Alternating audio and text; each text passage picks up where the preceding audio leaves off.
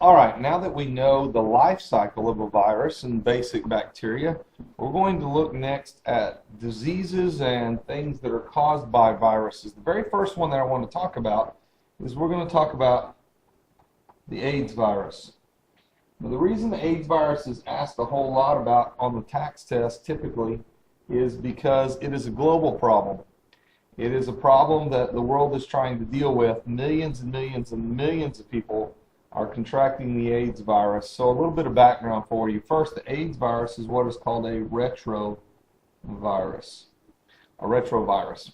Now, different kinds of viruses, and it basically works in this same format as we were learning basic viruses with the lysogenic cycle, where it's just stuck in the DNA, and then the lytic cycle, in which it starts going to work, taking over the cell.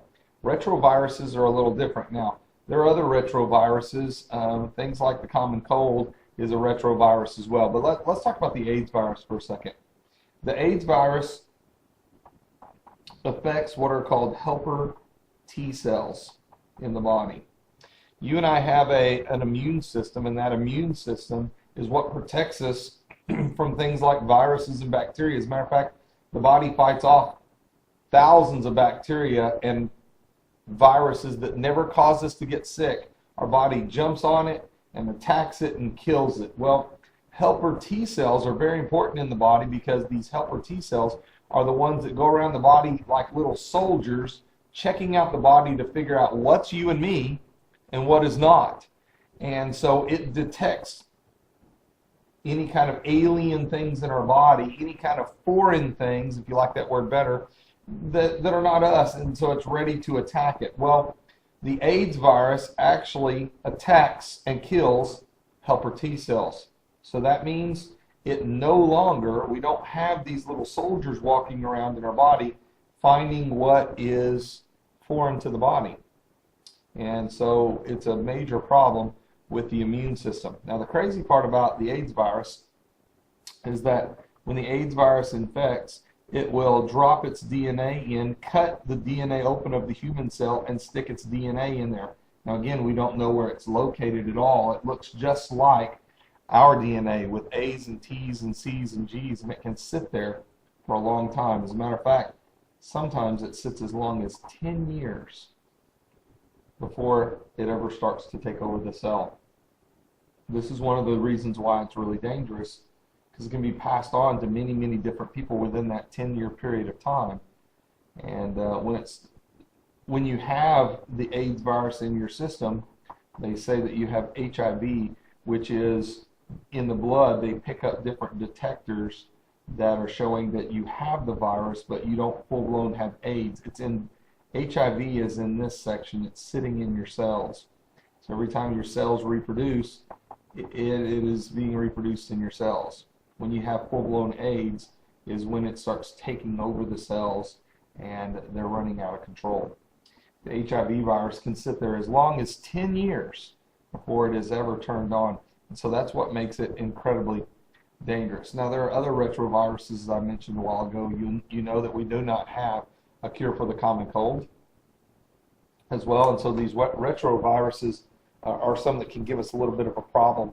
Let me explain what a retrovirus does for the cold as well as for the AIDS virus. This right here is the key to my classroom. And this key works because it has all the different bumps on the key. When I stick it in the lock, those bumps move little tumblers or little ball bearings on the inside of the lock, and when it moves them all the correct way, then the door unlocks. If I took this key out to the sidewalk and I started scraping it on the sidewalk real hard for 2 or 3 minutes, if I scrape off that little bump right there, this key doesn't work anymore. It won't work anymore because it's not the right combination of bumps to work inside the lock. That's sort of what happens with the AIDS virus, is we're trying to find different kinds of medication to stop the AIDS virus. What happens is we start getting close in medication, and then it rearranges or it scrambles up its DNA. That's what retroviruses do. It scrambles its DNA so the key that used to work, the medicine that would work, no longer works. You're going to have a key that looks completely different, And to the human eye, you'd have to look really, really close to see it, but this does not have the same bump sequence on the top of the key. This doesn't work anymore. So that's what happens with the retrovirus. It scrambles up its DNA in such a way that the medicines that we had that were working don't work anymore. So you have to start over, and you have to get better medications. So the AIDS virus is sort of a pet question. They like to ask about this one because it's a global problem. It's based on viruses and the information you have. But a little bit about the AIDS virus should help you with any questions they ask you. Now, the AIDS virus isn't the only one that's around. There are other pieces of information you need to know as well. So here's what I'm going to give you. And I'm going to zoom in a little bit for you to make this a little easier to see. Let me back up once. Here are some disorders that are caused by viruses. What you'll want to do at this time is you will want to pause the video and write these down. I'll give you a second to do that.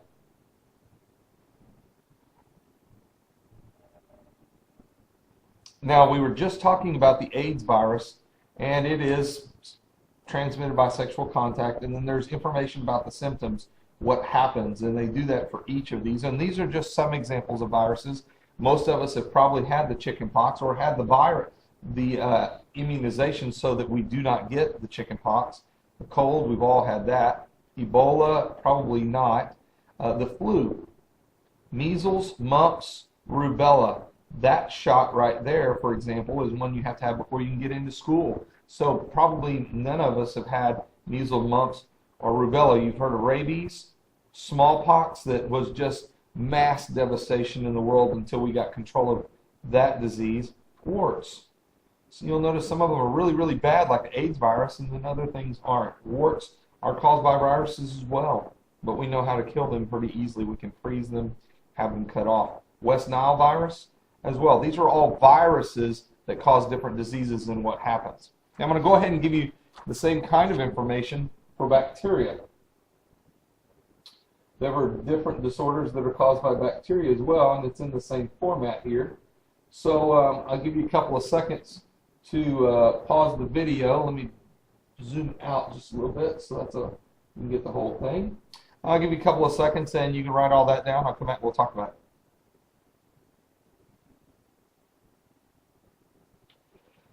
Now, here are some diseases that are caused by bacteria. The bubonic plague, the black plague is what it was called, caused by infected fleas would transmit it, and it gives you all the different symptoms that you would have had if you had the bubonic plague. This one we really have under control. Lyme disease, hunters sometimes get that from animals that they kill. If you kill a deer and it has a tick on it that has Lyme disease, you can actually get it. Swelling in the joints kind of thing. Go see the doctor, they can take care of that. Strep throat, we've all had that one. Tetanus, if you step on a rusty nail, you had to have your tetanus shot every 7 to 10 years. Tooth cavities are caused by bacteria. Tuberculosis, typhoid fever, there's many, many things that are caused by bacteria. These are just a few examples so that you have some to sort of look at. These are some of the disorders that are caused by bacteria and viruses.